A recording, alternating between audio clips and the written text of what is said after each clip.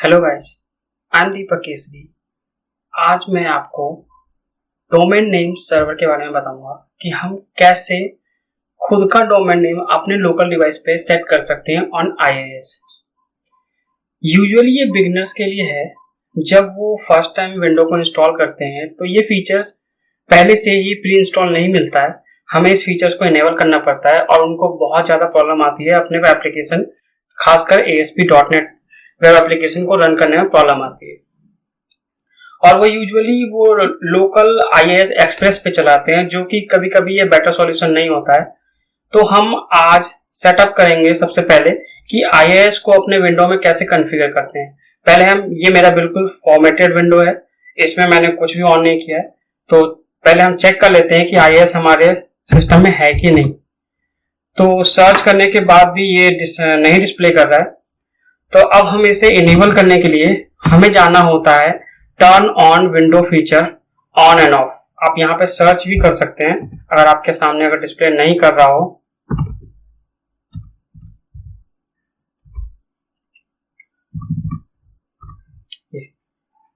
आप यहाँ पे क्लिक करिए। यहाँ पे आपको सर्च करना है इंटरनेट इंफॉर्मेशन सर्विस, ये वाला।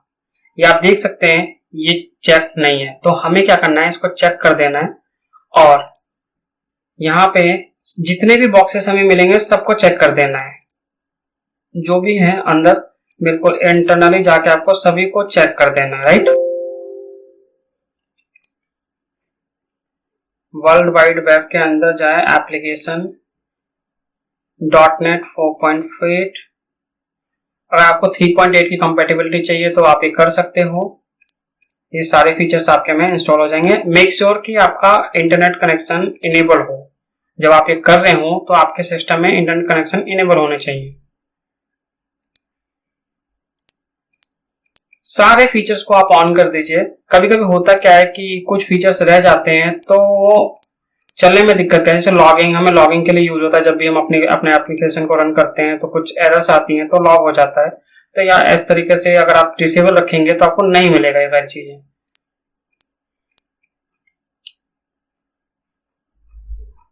एक बार हम चेक कर लेते हैं। ठीक है, ये हमने विंडो ऑथेंटिकेशन जो होता है, जब हम ASP.NET फॉर्म बनाते हैं तो उसके लिए हमें इस DLL के यूज की जरूरत होती है। तो आप देख सकते हैं कि मैंने सभी बॉक्सेस को चेक कर लिया है। एक बार कॉमन HTTP में चल के देख लेते हैं। ये ऑलमोस्ट सारे चेक हो गए हैं अंदर।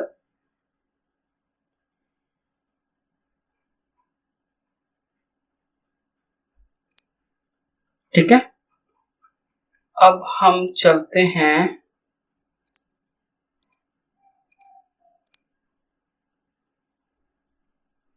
इसको मैं बंद कर देता हूं।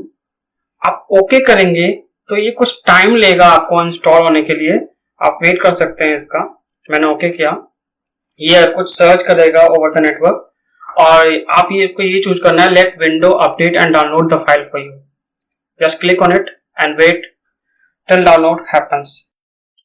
हेलो फ्रेंड, डाउनलोडिंग कंप्लीट होने के बाद आपके पास ये मैसेज डिस्प्ले हो जाएगा, window completed the requested change.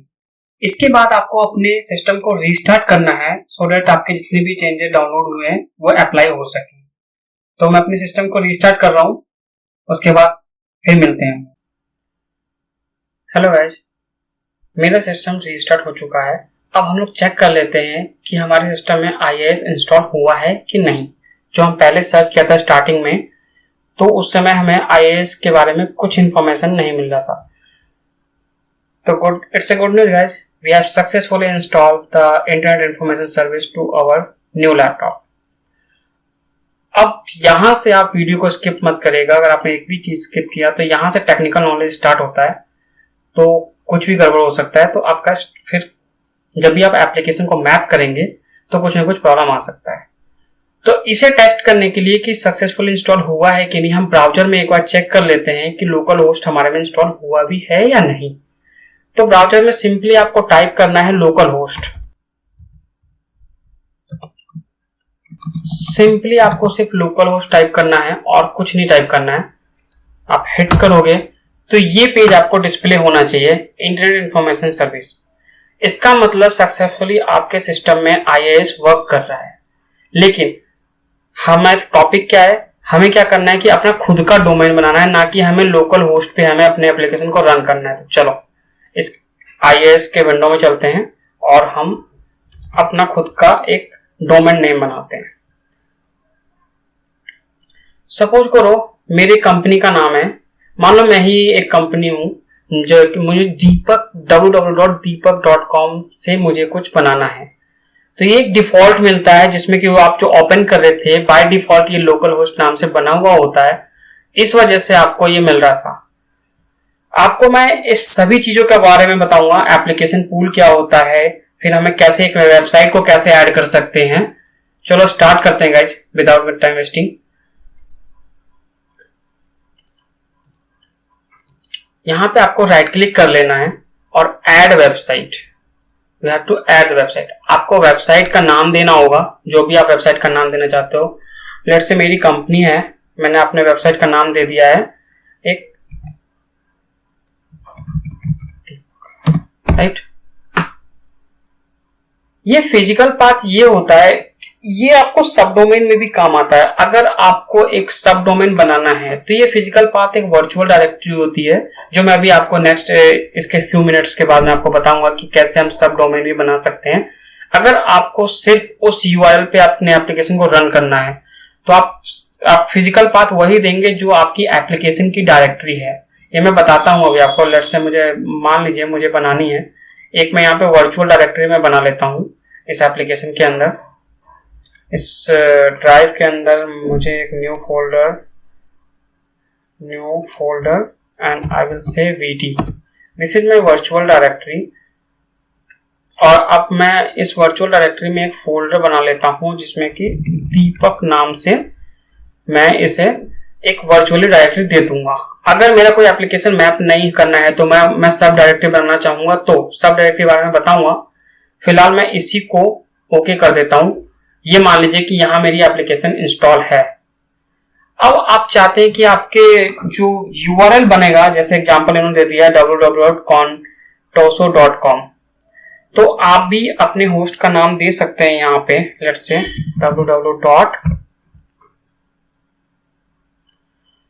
we will give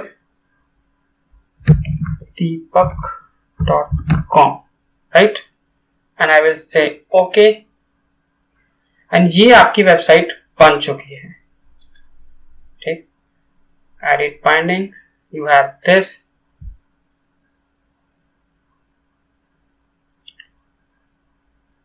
now एक मोस्ट इंपॉर्टेंट थिंग और है, आपको ये अभी आपका ये रन नहीं करेगा। आपको क्या करना पड़ेगा, आपके होस्ट फाइल में जाके आपको मॉडिफाई करना पड़ेगा।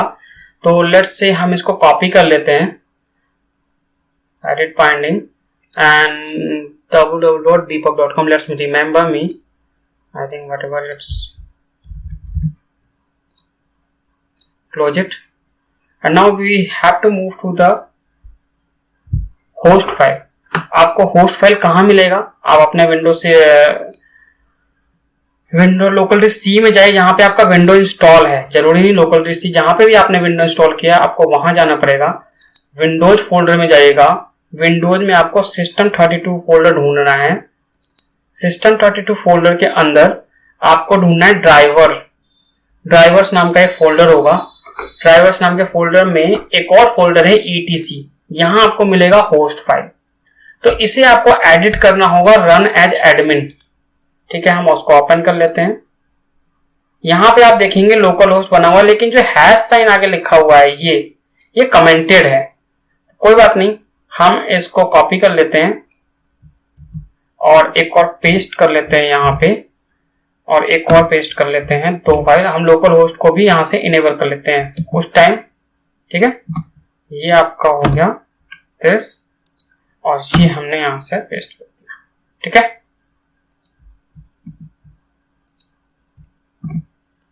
और जो हमने अपनी URL बनाई थी ये वाली यहां पे,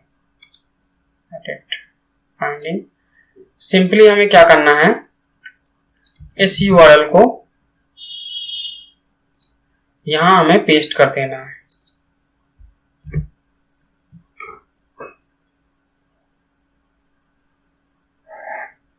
और यहाँ पे आप कुछ और भी दे सकते हो, जैसे कि मान लो अभी आप डेवलपमेंट सर्वर कर रहे हो तो यहाँ पे आप डेव भी डाल सकते हो इंस्टेड ऑफ www dev.deepak.com। यहाँ से आप कॉपी कर लो सीधे। आप सब डोमेन भी बना सकते हो यहीं से अपने URL की।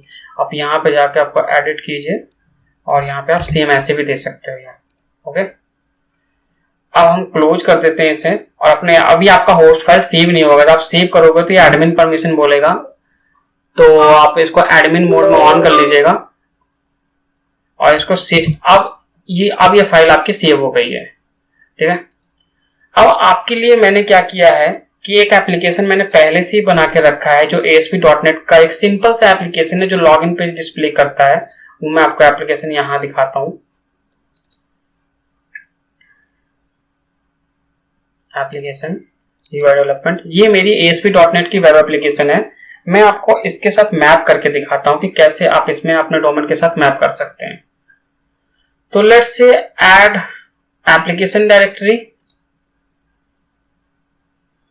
ओके, मैं आपको एक सब डोमेन भी बना चाहता हूं कि मान लो कि आपके पास यही एप्लीकेशन है और आप इसके वर्जनिंग को मेंटेन करना चाहते हो कि मान लो कि इसका वर्जन V1 है, V2 है, V3 है, आपके मान लो फर्स्ट रिलीज है, तो आप क्या करना चाहोगे, यहाँ पे हम ऐड करेंगे add application, right, and I will say V1, मेरा V1 है। और ये एप्लीकेशन पूल क्या है इसके बारे में मैं थोड़ा सा आपके पास बता देता हूँ। यहाँ पे दीपक नाम का एप्लीकेशन पूल, जब आपने वेबसाइट बनाया तो बाय डिफॉल्ट ये अभी बना नहीं एप्लीकेशन पूल, ये जब आप ओके करोगे तो ये जाके यहाँ पे एप्लीकेशन पूल बना देगा।